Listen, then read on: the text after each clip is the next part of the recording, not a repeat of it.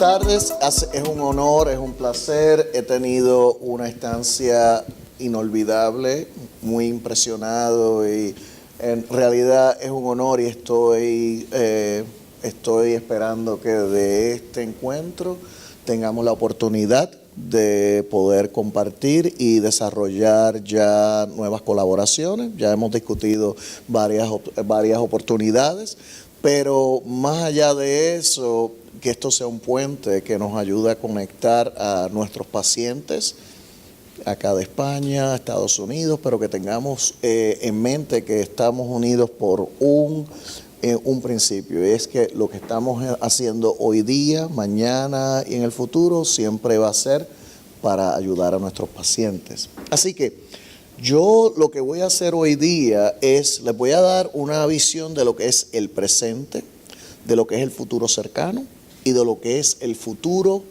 un tanto más lejano, pero es el futuro de lo que es la hipertensión pulmonar. Vamos a empezar desde el principio. Aquí lo que quiero es discutir un tantito para que todos estemos en la misma, en el mismo pie sobre lo que entendemos que es la hipertensión pulmonar. Vamos a hablar un poquito sobre cómo nosotros llevamos hacia el descubrimiento de nuevas dianas y evaluar nuevos medicamentos. Les voy a presentar estudios clínicos que están corriendo hoy día, que demuestran la nueva dirección hacia donde nos estamos moviendo en pos de la cura hacia la hipertensión pulmonar. Y finalmente, y esto es a materia de discusión, les quiero identificar lo que para nosotros, la comunidad científica, son las limitaciones, los retos para nosotros poder alcanzar los medicamentos que necesitamos para nosotros curar a los pacientes. Así que yo no le tengo que recordar a esta audiencia que la hipertensión pulmonar es una enfermedad cardiopulmonar, caracterizado clínicamente por presiones elevadas en el pulmón. Y esto se debe a cambios en la anatomía del vaso sanguíneo. Y estos cambios se ven predominantemente a nivel de los vasos precapilares arteriolares. Usted se da cuenta, normalmente estos son espacios que son amplios, son presiones bajas para ayudar a que la sangre se mueva lo más rápido posible, capture el oxígeno, se mueva. Pero usted se da cuenta de que hay una complejidad en la patología de la hipertensión pulmonar, donde podemos ver unas lesiones que pues tienen una neoíntima, tienen una muscularización, tiene una fibrosis. Tenemos estas lesiones que son más complejas, son más plexogénicas, donde tenemos ya células que son más de un ámbito endotelial. Y hoy por hoy no tenemos claro cuál es el origen. Estamos hablando de células progénitas, estamos hablando de células que posiblemente tienen otros orígenes. Y no solamente estamos hablando de problemas a nivel de las arterias, sino que hoy por hoy también existe esta entidad que la llamamos PVOD, Pulmonary Vein Occlusive Disease, que es a nivel de venas. Todavía vemos estos cambios, no es exclusivo de las venas, pero los cambios a nivel venoso son predominantes, y esto lo que para nosotros significa es que si yo le ofrezco a este paciente un vasodilatador, yo le voy a forzar un edema, le puedo forzar un fallo cardiopulmonar. Así que para mí, como científico, es bien importante yo poder identificar esta entidad. Y hoy por hoy Jair nos va a discutir un tantito sobre cómo yo puedo identificar eso antes de ofrecerle al paciente un medicamento. Pero les dije que la hipertensión pulmonar es una enfermedad cardiopulmonar y no podemos olvidarnos del ventrículo derecho. Por los pasados 20 años nos hemos estado enfocando en lo que es la patología vascular, pero hoy por hoy nos hemos regresado al corazón de la materia, por así decirlo. El paciente de hipertensión pulmonar se muere de fallo cardíaco derecho, punto. No se muere por el remodeling. Más interesante que eso es que no existe lo que llamamos fallo cardíaco derecho como una entidad única. El fallo cardíaco derecho tiene una evolución. Nosotros lo que tenemos, por ejemplo, hemos desarrollado una nomenclatura para poder estudiar mejor este fenómeno. Hablamos de lo que es hablamos de lo que es el ventrículo derecho adaptativo. Y usted se da cuenta de que este es el ventrículo derecho normal. Como se da cuenta, el ventrículo izquierdo usualmente es más muscularizado porque le tiene que empujar sangre al resto del cuerpo. En este caso, este ventrículo derecho, fíjese que está tan muscularizado como el izquierdo. Y eso es a causa de que este ventrículo, estas células están muscularizadas, están diseñadas para generar una presión, un gradiente de presión más alto, lo suficiente como para empujar sangre al pulmón y poder llevar a cabo la función normal. Entonces, este paciente de hipertensión pulmonar, este paciente vive más, este paciente tiene una mejor función. Mas, sin embargo, esto es lo que nosotros conocemos como el maladaptativo. Y usted se da cuenta fácilmente de la diferencia que hay entre este ventrículo derecho y este. Este es un ventrículo, como decimos nosotros, fofo, débil. Si yo le hago un corte, usted va a ver que los cardiomiocitos están nadando en tejido conectivo y prácticamente no puede generar esa fuerza. Este es el paciente que presenta ya con síntomas de fallo cardíaco, lo estamos hospitalizando todo el tiempo, me le está fallando el hígado porque tiene congestión hepática crónica. Este paciente es el paciente que se me muere. Ahora bien, lo interesante es que estos dos pacientes, si yo le hago la hemodinámica y le mido las presiones pulmonares, posiblemente van a tener las mismas presiones pulmonares. Pero en este caso usted tiene un ventrículo derecho que le está manteniendo la función cardíaca y en este caso no. La pregunta es, ¿cómo nosotros podemos ayudar a que nuestros pacientes de hipertensión pulmonar no lleguen a esto y que se mantengan en esta etapa? Y eso es uno de los retos que tenemos que atender. Pero la historia natural de la hipertensión pulmonar, como entendemos hoy día, es que usted tiene un proceso donde hay una evolución en la vasculopatía. Esta vasculopatía, las lesiones se siguen acumulando, las presiones se elevan, la resistencia continúa elevándose.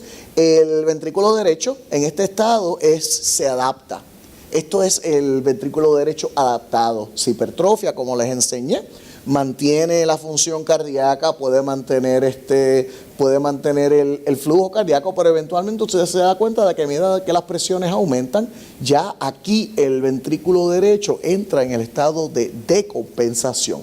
Y aquí vemos fallo cardíaco derecho. Este es el ventrículo derecho ya amplio, fofo.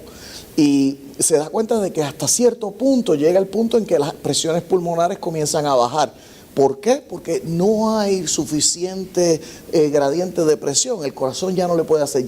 Cuando llegamos a este punto, ya no podemos hacer nada más con el paciente. A este paciente hay que hacerle un trasplante si es posible. Bueno, pero cuando yo empecé en el campo, que fue aquí para el 2000, teníamos epoprostenol y previo a eso no había nada. Yo estoy seguro que Miguel Ángel, Pilar, les pueden indicar que antes de que hubiese prostenol no había nada. Estos pacientes se le daban calcium channel blockers, si el 10% tenían vasoreactividad, pues alegría. Pero el resto de los pacientes, si no, pues mira, anticoagulantes, digitales, diuréticos y un Ave María. No había nada más, trasplante. Pero llega el epoprostenol y de repente tenemos una revolución. El paciente comienza a tener una mejor sobrevida. Tenemos pacientes que ya no necesitan el trasplante emergente. Este es el momento donde entramos en lo que es la etapa moderna. Para el año 2000 ya descubrimos el gen BMPR2. Y empiezan a aparecer una multitud de diferentes medicamentos, nuestro primer oral, y de ahí en adelante hasta el día de hoy que tenemos 12 medicamentos y vamos a continuar teniendo medicamentos. Así que vivimos de la nada, hubo un Big Bang y hoy por hoy estamos en la etapa de expansión. Ok.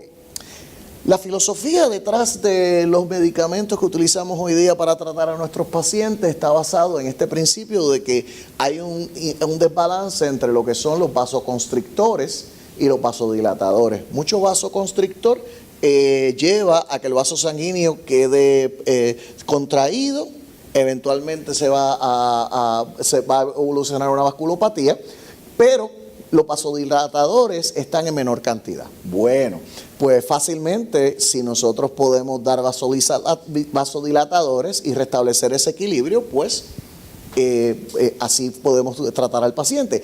Y eso efectivamente es lo que ha inspirado las 12 drogas que tenemos hoy día, que están atacando 3 rutas. 12 drogas, 3 rutas. Y en esto es que hemos estado trabajando desde antes del 1995 con prostaciclina, que ya hemos llegado al punto donde estas vías, pues ya los medicamentos, hemos llegado al punto de que podemos diseñar nuevas versiones de los medicamentos, pero he aquí el problema. La sobrevida del paciente de hipertensión pulmonar es mejor de lo que era antes del 1995. No hay lugar a duda de eso y no nos podemos quedar. Debemos estar orgullosos de lo que hemos podido conseguir como comunidad científica médica.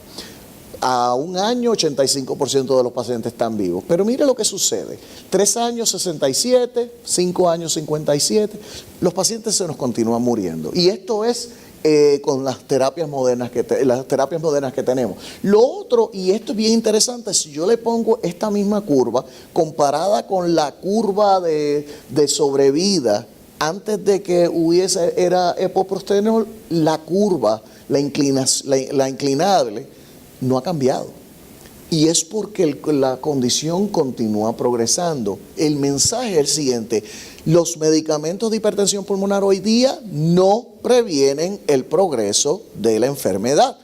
Y es porque estos medicamentos no me están atacando el problema fundamental, que es que yo tengo un desenfreno celular. Estas células están creciendo y están estrangulando los vasos sanguíneos y tengo un fallo cardíaco derecho donde estas células se tratan de adaptar.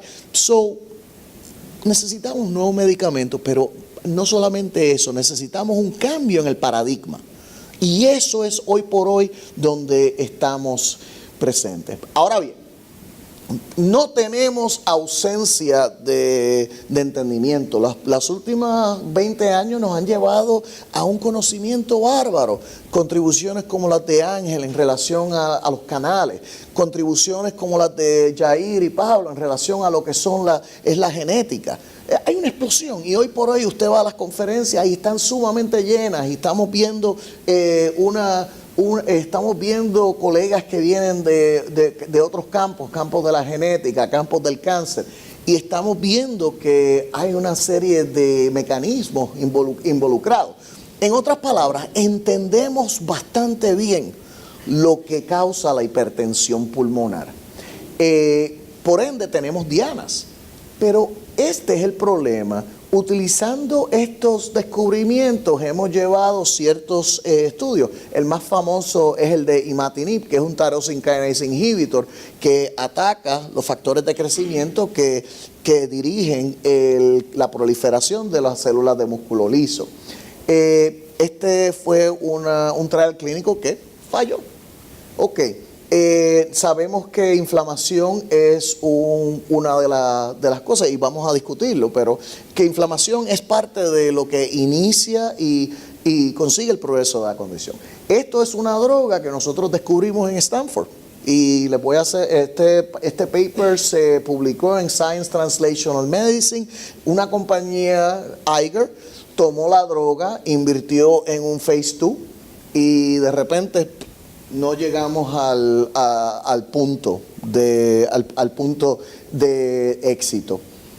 Así que se acabó. La ciencia está, ¿ok? Y nuevamente tenemos el oxidative stress. Todos estos son estudios clínicos en donde demostramos con ciencia, con animales, que existía un buen principio para utilizar estos medicamentos, pero fallamos a nivel de humano. Y eso es lo que a mí me gustaría discutir hoy día, porque necesitamos entender dónde están nuestras limitaciones para nosotros poder movernos en el futuro y poder hacer un mejor trabajo. Este problema no es un problema del campo de la hipertensión pulmonar. Si usted mira cualquier condición hoy día donde estamos buscando curas para la droga, nosotros podemos empezar con 10.000 compuestos. De ahí en adelante utilizamos células, animales, lo que hacemos en el laboratorio. Y de ahí podemos identificar 250 compuestos. Y nuevamente ahí llegamos a los Phase 1, Phase 2 Clinical Studies. De ahí en adelante son 5 compuestos. Pero esto es la parte de que llamamos el Valley of Death. Valley of Death porque como en el trial de Ubeminex o el de el tyrosine kinase, ahí nosotros le damos la droga al paciente. No llegamos a la meta del estudio porque no vemos un cambio en presión o en lo que hay en el 6 minutes walk y ahí se acabó. Y en esto ya hemos pasado 12 años. 12 años y hemos invertido 29 billones de dólares años, 64 billones, pero al final, si todo eso sale bien, tenemos una droga. Pero cuando usted le tiene que decir al paciente lo que tiene que esperar, estamos hablando de casi más de 10 años. Y eso es con suerte, ¿ok? Es con suerte y con mucho dinero, ¿ok? Así que el problema aquí, pero fíjese lo siguiente, o sea, esto es una forma de verlo. La otra forma de yo verlo es, mira, tenemos compuestos. Obviamente alguien tiene el dinero de pagar eso. Y queremos llevarlo a este punto. Pero, ¿qué sucede? ¿Por qué las drogas fracasan? Particularmente en el campo de la hipertensión pulmonar. Bueno, para el paciente, para ustedes los pacientes, para los clínicos, para los que no somos científicos de banca. Esto es aquí es que nosotros descubrimos drogas para llevárselas al paciente. Empezamos desde cero, empezamos con células, empezamos con tejido, empezamos desde lo más básico. Descubrimos una diana, descubrimos un mecanismo. Lo próximo es la validación utilizando un modelo animal, si lo tenemos. Y después confirmarlo con otros modelos animales, no solamente uno, quizá usamos 2, quizás usamos 3. Hoy día, para publicar un estudio en un journal de calidad, usted tiene que por lo menos demostrar que el efecto que usted está justificando en su medicamento es válido en más de un modelo. Y les voy a decir por qué. Una vez usted tiene todo esto, que es el estudio preclínico, entonces se lleva al clinical trial y ahí es que entonces tenemos, porque le damos la droga a varios pacientes, tratamos de hacer el placebo, etcétera, y cruzamos los dedos. Queremos ver éxito, porque todo este proceso cuesta tiempo, dinero, pero esta es la historia natural del descubrimiento para las drogas de hipertensión pulmonar. ¿Qué es lo que está pasando? ¿Por qué estamos fracasando? Bueno, vamos a empezar desde lo básico. Primero que nada, esto es lo que nosotros necesitamos para empezar el proceso de un descubrimiento. Necesitamos material de nuestro paciente. Necesitamos sangre, necesitamos tejido. Y de ahí en adelante, y necesitamos tejido saludable, porque hay que compararlo con algo, ¿no? Y de ahí en adelante, utilizar todo esto para generar data genética, data celular, proteómica, etcétera. Ok, eso suena perfecto. ¿Cuál es el problema? Si usted habla con cualquiera de los colegas acá, le va a decir que, mira, no es fácil obtener tejido. O sea, porque para yo obtener tejido, por ejemplo, yo necesito que el paciente reciba un trasplante. O si el paciente muere, yo tengo que estar ahí en la cámara de autopsia y llevarme el pulmón rápido. Eso no es fácil, número uno. Número dos, los pacientes no necesariamente proveen consentimiento. Pacientes tienen miedo de esto porque no entienden bien por qué es lo que vamos a utilizar, por qué necesitamos esta información. Nosotros no le estamos ofreciendo suficiente educación al paciente para que entienda por qué es necesario. Y esto pues nos limita, esto es el embudo que nos limita el material que necesitamos para tener la cantidad, la diversidad necesaria. Finalmente lo otro es el paciente, ¿sabe? Los pacientes, como usted se puede imaginar, no todas las hipertensiones pulmonares son las mismas. Y obviamente tenemos que empezar desde el principio a identificar bien a los pacientes. Entonces tenemos las ratas, tenemos los animales. Y lo que usted puede escuchar es que cuando se genera un estudio y dicen y aparece de que la hipertensión pulmonar se le curó en una rata, usualmente uno se ríe, ¿no? Y los pacientes a lo mejor vienen a donde nosotros y nos dicen, mira, esta droga salió en Science, en Nature, y mira, y curó la hipertensión pulmonar, la puedo conseguir, y podemos empezar a tomarla. Y uno pues se tiene que aguantar las ganas de decirle, mira, de ahí a que haya éxito. Y el problema es el siguiente, esta nuevamente la patología de la hipertensión pulmonar, muy compleja. El problema con el animal es que el animal no nos da el espectro patológico que vemos en un paciente. Por ende, si yo, y estos son diferentes animales y cada animal, cada rata, si le doy Sugen, hipoxia, monocrotalina, me va a generar una patología diferente. ¿Ok? Por ende, no voy a ver toda la patología en un animal. Por eso es que dicen hay que utilizar más de un animal. Pero aún así, usted se puede imaginar que si usted utiliza un fármaco, bueno, el fármaco le puede resolver una patología limitada. Pero cuando llega al paciente de hipertensión pulmonar, la patología es diferente. Y eso es una de las grandes limitaciones que tenemos, que no podemos basarnos exclusivamente en el animal. Ok. Finalmente, los estudios clínicos. Hay que hacerlo. Tenemos que demostrar primero en el Phase 1 que el medicamento no es tóxico, no lo va a matar, ¿verdad? El Fase 2 para identificar que hay un efecto clínico. El Fase 3, que es más grande, y el Fase 4 para evaluarlo. Ok, y esto hay que hacerlo, porque de otra manera las drogas no se van a aprobar. Ok, por ende, no hay ningún problema con eso. ¿Cómo decidir si una droga tiene un efecto clínico o no? Bueno, lo que hemos estado usando clásicamente es la prueba de caminata, de 2 a 15 semanas, 6-minute walk. De ahí en adelante, los secondary endpoints siempre han sido time to clinical worsening, hemodynamic parameters, son varias cosas, pero siempre nos hemos basado en este punto. Más recientemente, y usted se da cuenta, estos son los estudios que nos han llevado al Orenitram, el estudio que nos han llegado para sildenafil, etcétera.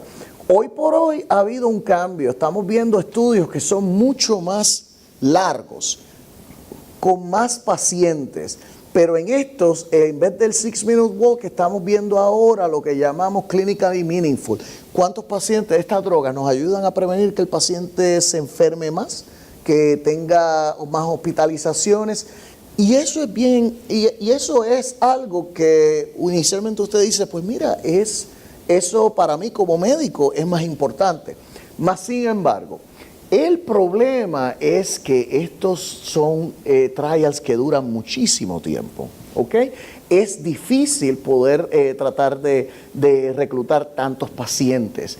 Y lo que se está viendo en este momento es que a pesar de todo, quizás el 6-minute walk todavía nos pueda dar la misma información que nos pueden dar estos estudios de largo plazo. Así que hoy por hoy estamos todavía deliberando cuál sería el mejor diseño para estos estudios. Eso es el estado actual, ¿ok? Así que sabemos mucho de lo que causa la hipertensión pulmonar. Pero tenemos limitaciones en términos de los materiales que utilizamos para estudiar la hipertensión pulmonar. Y en términos de lo que es el diseño del estudio clínico, también hay unas limitaciones, pero eso es lo que hay. La pregunta ahora es, ¿cómo nosotros podemos tomar lo que tenemos hoy día y cómo nosotros podemos optimizarlo? ¿Cómo sacarle el jugo? Y eso va a ser el próximo paso. Bueno, hoy por hoy hay que cambiar el paradigma de cómo tratamos la hipertensión pulmonar. Olvídense ya de vasodilatadores, vasoconstrictores, eso ya es el pasado. Hoy por hoy estos son los mecanismos más relevantes de modulación de patología vascular. La meta no es simplemente relajar los vasos sanguíneos saludables, la meta es poder reabastecer, destruir las lesiones y recuperar el vaso sanguíneo saludable, ¿ok? Estos son los diferentes fármacos que están hoy día siendo estudiados. Estos son las diferentes fases, el Clinical Phase 1, 2, 3, 4. Se dan cuenta de que hay muchísimos estudios que están ahora mismo en fase 2, que es la fase donde estamos evaluando si hay efectividad clínica. Si esos estudios dan positivo, se puede llevar al fase 3. En otras palabras, lo que quiero que se enfoquen acá, y se dan cuenta de que ninguno de esos son vasodilatadores. Estamos hablando de medicamentos que están agrediendo a la célula. Así que hoy les quiero compartir con ustedes estudios, data de estos estudios, y estos son estudios a nivel genético, metabólico, inflamativo y células madre. Estos estudios están ocurriendo hoy día, algunos de ellos están reclutando aquí mismo en España, ¿ok? Y son estudios que prometen darnos una droga, una o más drogas, que son diferentes, que posiblemente pueden prevenir el progreso, ¿ok? Bueno, vamos a hablar de la genética. Muchos pacientes que se sientan con usted le va a preguntar, bueno, terapia genética, ¿sabes? Conocemos los genes. Esto es en el 2013, teníamos ya estos genes identificados. Esto es lo que va a salir ahorita cuando se publique el documento del Six World Symposium. Más genes. ¿Sabes? Tenemos ya un entendimiento, pues, de genes que se han descubierto acá, que los han descubierto ustedes acá en España, como el KCNA5, el EIF2AK4. ¿Sabes? Estos genes están presentes y todos son dianas posibles. Más sin embargo, no hay lugar a duda de que el gen más importante de la hipertensión pulmonar es el BMPR2. ¿Ok? 75% de los casos familiares, BMPR2. Aun si usted tiene la idiopática, hay un 20% de probabilidad de que usted tenga la mutación. ¿Ok? Congénito, un 6%. Y otras condiciones, no hay mutaciones. Pero no necesariamente tiene que ver con las mutaciones. Aun si usted no tiene, si el paciente no tiene una mutación, los niveles de expresión de ese gen están más reducidos. Y eso correlaciona a una actividad más baja. Por ende, lo que les quiero identificar es que usted no necesariamente tiene que tener la mutación. Si usted tiene hipertensión pulmonar, ya sea idiopática, congénita, usted tiene ya un nivel de la proteína reducida. Por ende, usted puede tratar de corregir la lesión genética, pero que usted también puede tratar de utilizar un medicamento para tratar de elevar los niveles del BMPR2 y eso le va a ayudar. Ok. Más importante que eso es si usted tiene una mutación del BMPR2, usted va a tener una sobrevida más reducida. Y aquí usted se puede dar cuenta, si usted no tiene la mutación, contra si usted tiene la mutación, tiene hipertensión pulmonar, pero si usted tiene la mutación, usted tiene una sobrevida más baja. No solo eso, sino que pacientes más jóvenes con la mutación tienen una sobrevida más baja comparado al paciente que no tiene la mutación. Por ende, no solamente estamos hablando de un marcador que conlleva un riesgo de desarrollo de hipertensión pulmonar, sino también si usted tiene esto le está marcando a usted para un peor pronóstico. Con todo eso, hace sentido decir, ¿qué tal si pudiésemos diseñar un medicamento que puede recuperar la función de ese gen? Ok, las buenas noticias. Las buenas noticias es que nosotros conocemos la pauta molecular de cómo funciona. Mírelo aquí, este es el gen, el BMPR2, es un receptor, interactúa con proteínas que disparan una señal molecular y esa señal molecular está asociada a controlar el crecimiento de los vasos sanguíneos, así como de las células musculares. Si esa señal baja, usted tiene problemas donde las células le crecen en exceso y los vasos sanguíneos no se regeneran. Por ende, aquí tienen el mismo modelito de los vasoconstrictores, vasorelajantes, pero en este caso estamos hablando de una función de proteína. Estas son 3 drogas que hoy por hoy recientemente se han identificado como drogas que se le pueden ofrecer al paciente para poder reactivar la función del gen. Y esto es independiente o no de que usted tenga una mutación. Este es un estudio que se hizo en Stanford y lo publicamos recientemente en el ERJ en el 2017, mi colega Dr. Spiegel-Cotter y Dr. Samanian. Usted se da cuenta de que acá nosotros tenemos controles. Estos no son pacientes hereditarios, son pacientes idiopáticos y son pacientes que todos, aquí se da cuenta, estos puntos es la expresión en el BMPR2. Es difícil de verlo, pero si se da cuenta, la mayor parte de los pacientes tienen un nivel de BMPR2 reducido comparado con los controles.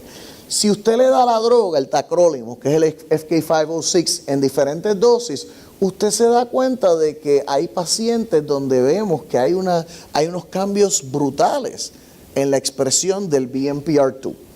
Y hay otros pacientes donde eso no sucede.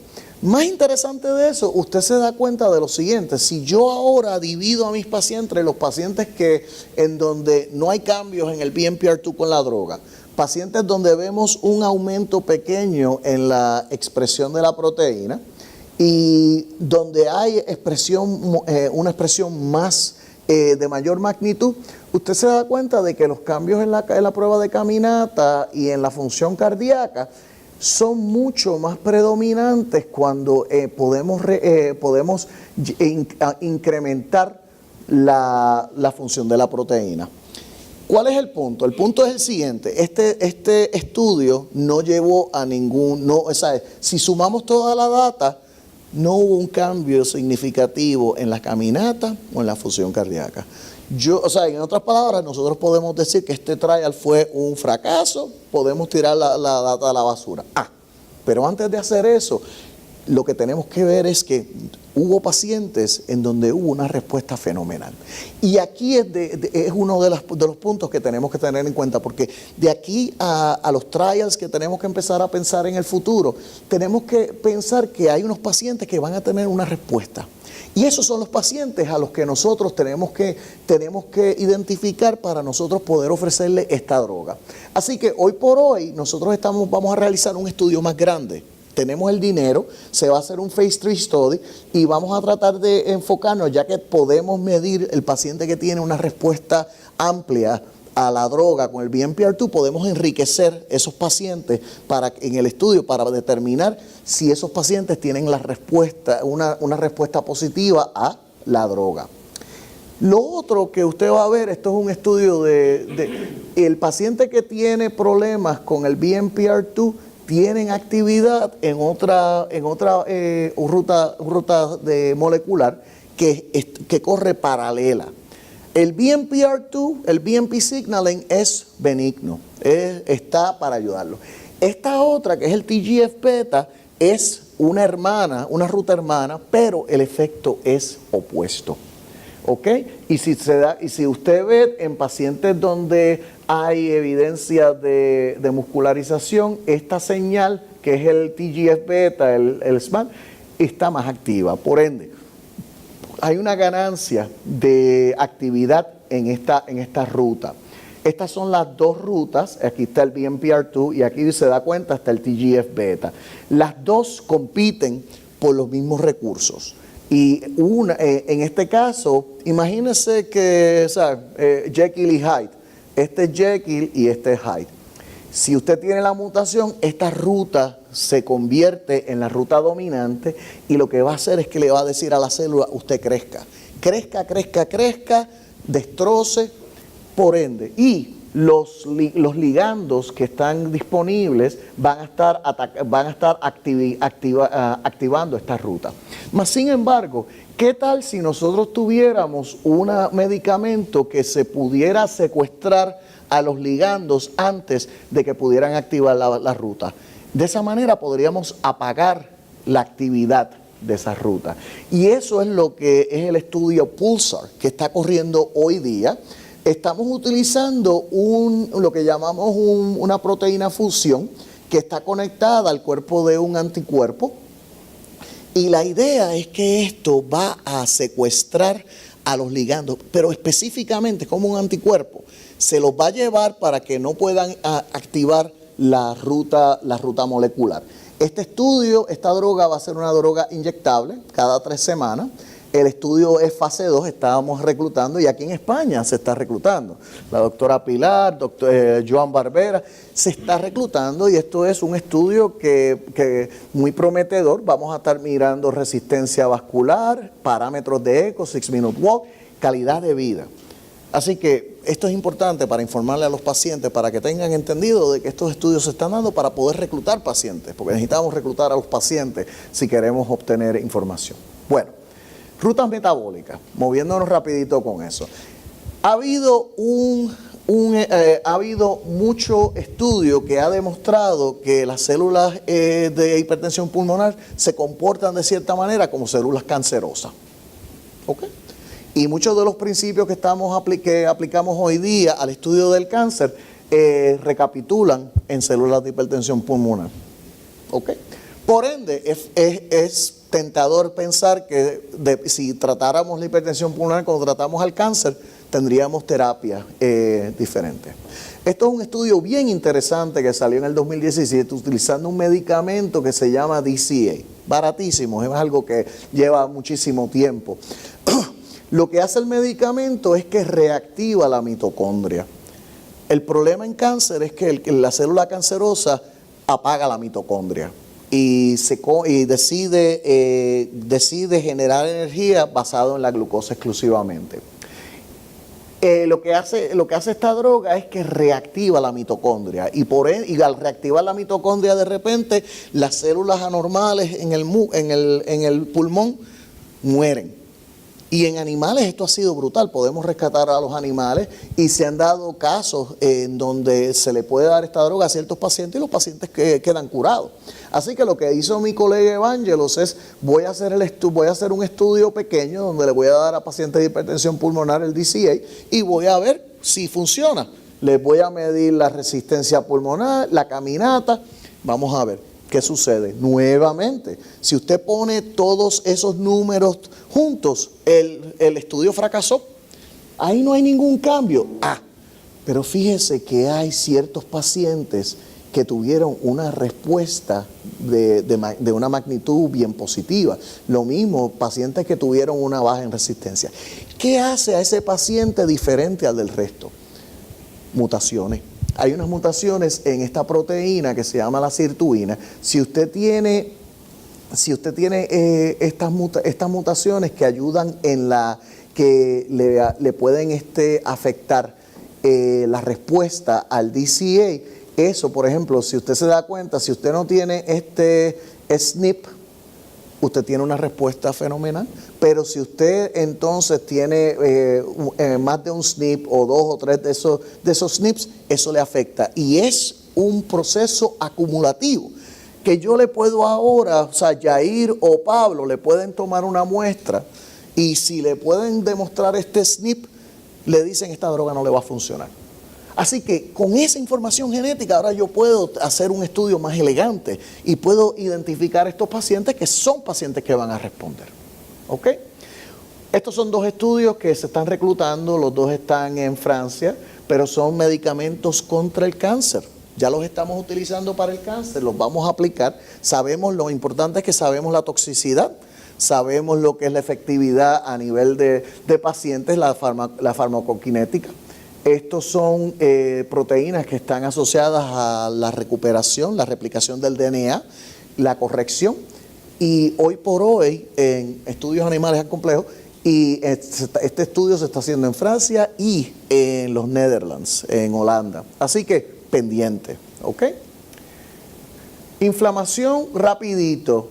El proceso de hipertensión pulmonar está asociado a la inflamación. Por ende, si podemos usar antiinflamatorios, podríamos tener una ventana para tratar al paciente de hipertensión pulmonar. Este es el estudio que les mencioné, que lo hizo mi jefe, Mark Nichols, donde estos son tejidos de pacientes y usted se da cuenta de que las células acá están produciendo leucotrienos. Leucotrienos son citoquinas que generan inflamación. ¿Qué hizo Mark? le dio a su animal el Sugen, esto no es un Sugen hypoxia, es un Sugen atímico que tiene inmunodeficiencia y desarrolla una inflamación bestial, le da este medicamento que se llama Ubeminex, el animal responde de una manera brutal. O sea, eliminamos la hipertensión pulmonar, no importa en el estado en que esté. Este estudio fracasó. ¿Ok? Ahora, comparado con los otros dos estudios donde yo tengo la data y le puedo decir, mira, hay unos pacientes que mejoraron, que podemos aprender para que en el futuro rediseñemos el estudio, la compañía no nos ha dado los resultados. Y eso es un problema que tenemos que discutir nosotros como una comunidad, porque Marta me puede pedir a mí, bueno, yo participé en ese estudio y el estudio fracasó. ¿Por qué fracasó, doctor? ¿Qué usted aprendió de ese estudio? Porque necesitamos para el futuro poder. Yo no sé. La compañía no me ha dado, y no es el único caso. Hay otro caso con otra droga que se llama Asquan, donde Gilead también no nos ha dado la data.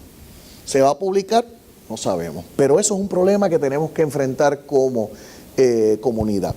Estos son otros estudios, así que este estudio se está corriendo en Londres, Transform UK, y este es un estudio de Stanford que ya lo cerramos y estamos analizando data, pero esto es para esclerodermia y es utilizando rituximab, que nuevamente es una droga que ya está en existencia, y ahorita esperamos que para el ATS de este año le podamos presentar información sobre el resultado.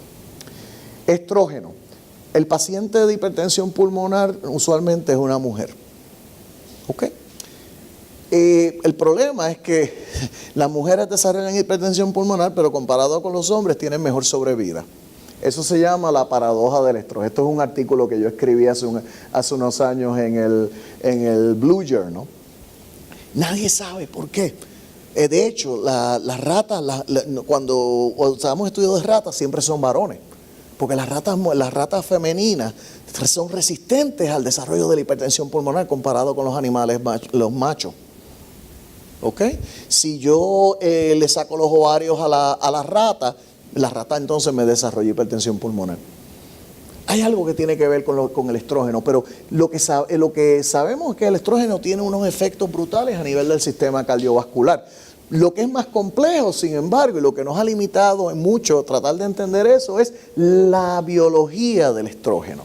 Estrógeno no solamente es una molécula, estamos hablando de que el estrógeno, dependiendo de cómo se metaboliza, puede generar metabolitos, y cada metabolito tiene un efecto diferente. Lo que se ha descubierto recientemente es lo siguiente: hay una enzima que se llama la aromatasa. La aromatasa es la enzima que está responsable de formar el estradiol. Una vez en pacientes de hipertensión pulmonar existe esta proteína que es un citocromo 1B1 que por cierta razón decide transformar al estrógeno en este metabolito, el 16-estradiol. Y ese metabolito en particular induce que las células musculares crezcan. Ese metabolito en particular. Y ese efecto, o sea, nosotros entonces, si nosotros tuviéramos la oportunidad de apagar ese estrógeno en particular, le podemos dar espacio a que otros metabolitos, el estrógeno bueno, hablamos del colesterol malo y del colesterol bueno, hay un estrógeno bueno y un estrógeno malo. Este es el estrógeno malo, ¿ok?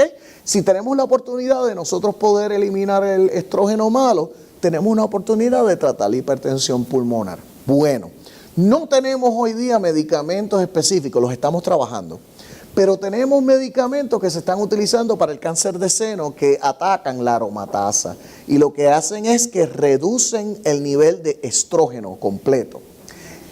Eso es el anastrozol, ¿ok? Y este es un estudio fase 2 pequeño, pero en este estudio, primero que nada, el anastrozol fueron 3 meses, usted se da cuenta de que el anastrozol reduce los niveles de estrógeno. Lo que queremos es efectivamente castrar, ¿ok?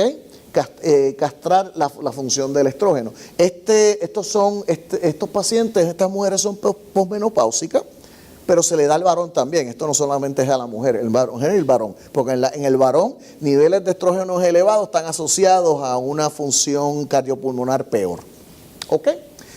En el estudio lo que vimos es que efectivamente hay una señal de que en 3 meses, al tomar el anastrozol, estamos aumentando la función, la funcionalidad. Los pacientes me están caminando más. Estudio pequeño, quizá unos 20 y pico de pacientes, pero hoy día estamos realizando el estudio Phantom. Y esto es un estudio en Estados Unidos, Stanford está en UPenn, pero Stanford lo estamos participando. Y estamos ofreciendo, es un Phase 3, y la meta es demostrar que al nosotros poder atacar el estrógeno, vamos a poder mejorar la funcionalidad y la calidad de vida del paciente. Finalmente, células madre. ¿Cuántos de nosotros recibimos preguntas de pacientes que nos piden información sobre terapias de células madre? Que escuchan de que a alguien le metimos células madres y se le curó la condición. Todo el tiempo. Y pagan 50,000, 70,000 y nada. Okay. Pero, ¿existe un propósito para las células madres en hipertensión pulmonar? Posible, definitivamente. Hay células madres, muchísimas.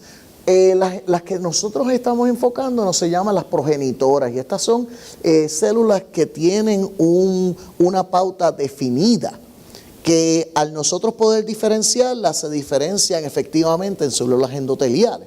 Y creemos que cuando usted tiene un daño a nivel de la pared vascular, estas células están corriendo por su torrente sanguíneo hoy día, descubren que hay un daño, se acomodan donde está el agujero en el vaso sanguíneo y se convierten en células endoteliales. ¡Boom! Eso es bueno tenerlas. Mi colega Duncan Stewart le dio esto a un animal. Usted se da cuenta de que en monocrotalina usted pierde vasos sanguíneos, como en el paciente de hipertensión pulmonar. Si usted le da estas células progenitoras, donde le hemos puesto el gen, hemos hecho un mini gen que genera el endothelial nitric oxide synthase. Estas células están generando vasodilatadores. Podemos recuperar esos vasos sanguíneos. ¿Qué pasa? Nosotros le dimos esta terapia a 6 pacientes. Lo que estamos haciendo es que le sacamos la muestra de sangre, aislamos estas células del torrente sanguíneo, le ponemos el mini gen y se las regresamos al paciente. Lo que hicimos acá fue dar diferentes dosis sobre 3 días. En un caso, aquí estamos 50 millones de células en total. O sea, en un caso 10 millones, 20 millones en 3 días. Y eventualmente seguimos por 3 meses a estos 6 pacientes para ver si hay cambios en caminata, en función el New York Heart Association. Bueno, no vimos mucho cambio en términos de la hemodinámica, pero lo que sí vimos, y nuevamente 6 pacientes, vimos que hubo un cambio que se mantuvo a nivel de la prueba de caminata, y la función, el functional class, todos estos pacientes eran clase 4, empezaron a mejorar. Nuevamente, un estudio preliminar pequeño, se publicó en Circulation Research, pero lo que nos dio fue el auge para nosotros ahora conducir un fase 3 que se llama el Sapphire. Este estudio lo está auspiciando United Therapeutics con Northern, y nosotros en Stanford vamos a estar corriendo el estudio a nivel de los Estados Unidos. El estudio en Canadá se está corriendo hoy día, y ya tenemos 5 pacientes que han recibido células madre.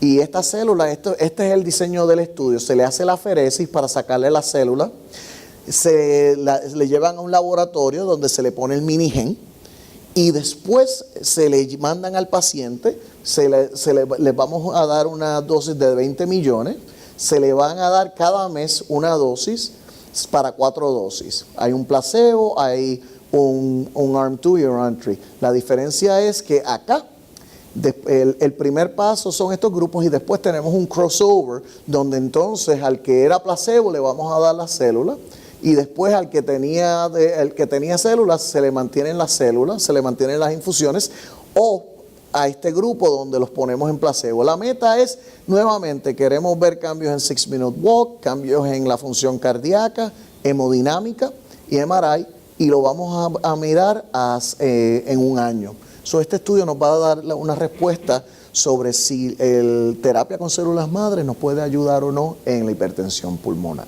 Bueno, ya para terminar, estos son simplemente unos ejemplos. Hay otras drogas que estamos estudiando. Hay otras drogas que, por ejemplo, los elastase inhibitors, no lo mencioné, pero este es un estudio que está empezando hoy día en Stanford con una droga que se llama Elephant. Está bardoxolone, que lo está estudiando, se está estudiando también para hipertensión pulmonar. Pero todo esto nos lleva de nuevo al Valle de la Muerte.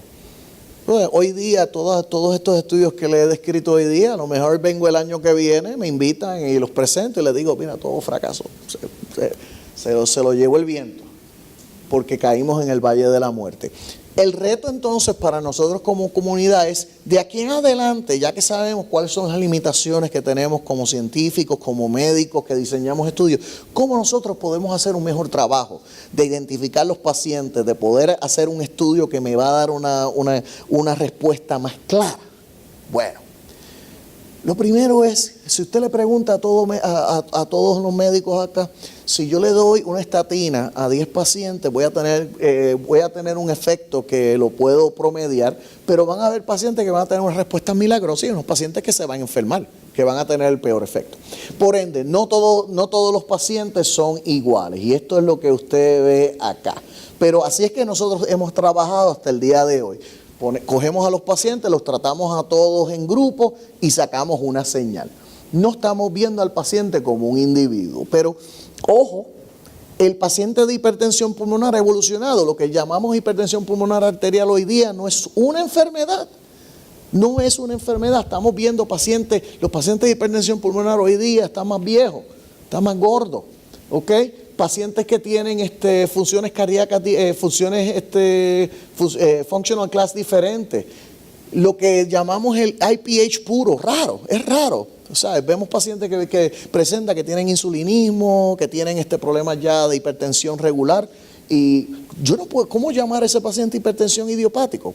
Uno de los retos que tenemos nosotros como médicos es nosotros poder identificar al paciente, el fenotipo del paciente, porque ese fenotipo inicial es lo que me va a ayudar a mí a determinar que si ese paciente puede ser incluido en uno de los estudios. Pero si los fenotipos están mixtos y usted los pone en el estudio, va a tener unas respuestas mixtas. Entonces no vamos a poder aprender nada. Y esto es uno de los puntos más importantes. Ahora bien, hay unos casos que son formidables. Este es un paciente que tuvimos nosotros, que le damos óxido nítrico y esto es las presiones pulmonares. Usted le da óxido nítrico y ¡boom! Estos pacientes prácticamente se normalizan. ¿Por qué ese paciente tiene esa respuesta y por qué los otros no? ¿Sabes? Esto es 1 de 10 pacientes. ¿Ok? Y esto no es solamente óxido nítrico. Miren para Flolan, esto es un estudio de mi colega Ana Gemnes. La mayor parte de los pacientes de Flolan, pues mira, tienen unas respuestas en el PVA módicas, pero usted a veces tiene unos pacientes que tienen unas respuestas brutales. Y usted se queda con la boca abierta. Y el estudiante, el colega suyo le va a decir, pero oye, ¿tú sabías que eso iba a suceder? Claro que no. Pero yo puedo quizá identificar ese paciente, ¿hay alguna manera? Y ahí es donde Pablo y Yair nos van a estar identificando, porque hoy día lo que es la medicina de precisión, la medicina personalizada, por así decirlo, de yo poder decirle a usted, mira, yo le voy a secuenciar el gen, le voy a sacar células y le voy a crecer y le voy a generar un pulmón en un platito. De hecho, tengo un animal, ese animal le voy a poner sus células. Ese animal va a tener su nombre y ese animal va a ser usted. Y yo tomar todo eso para yo entonces determinar si usted es candidato para una terapia en específico. Células madres nosotros estamos utilizando hoy día porque nosotros podemos tener en mi laboratorio, yo puedo tomar células de la piel suya, de la sangre, yo puedo generar una célula madre. Y esa célula madre yo la puedo convertir en un cardiomiocito, la puedo convertir en una célula endotelial, célula de músculo liso, y le puedo hacer todos estos estudios.